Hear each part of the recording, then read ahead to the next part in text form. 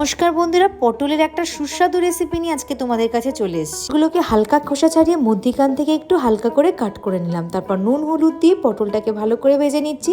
এরপর একটা পেঁয়াজের পেস্ট রেডি করে নিলাম, টমেটোর পেস্ট রেডি করে নিচ্ছি আর আদা রসুনের একটা পেস্ট রেডি করে নিচ্ছি।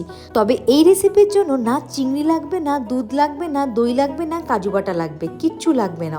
অথচ এত সুস্বাদু হবে খেতে, একেবারে মন ভরে যাবে। কড়াইতে তেল দিয়ে শুকনো লঙ্কা, এলাচ, দারচিনি আর তেজপাতা ফোড়ন দিয়ে তারপরে ফার্স্টে পেঁয়াজ বাটা দিয়ে দিলাম, টমেটো বাটা দিয়ে দিলাম আর আদা রসুন বাটাটাকে একবারে দিয়ে বেশ কিছুক্ষণ কষিয়ে নেওয়ার পর হলুদ গুঁড়ো, জিরে গুঁড়ো, কাশ্মীরি মির্চ দিয়ে এক ছটাক পরিমাণে একটু জল দিয়ে 2 থেকে 3 মিনিট কষিয়ে নেওয়ার পর ভাজা পটলগুলো দিয়ে দিলাম। পটলের গায়ে ভালো করে মশলা মাখিয়ে নেওয়ার পর 2 ফোঁটা দিয়ে দিলাম ফ্রেশ ক্রিম। তারপর পরিমাণ মতো জল দিয়ে ভালো করে সেটা কুক করে নিলাম। কিছুকে বাদ দিয়ে গরমের দিনে পটল দিয়ে এই সুস্বাদু রেসিপিটা একবার বানিয়ে দেখো।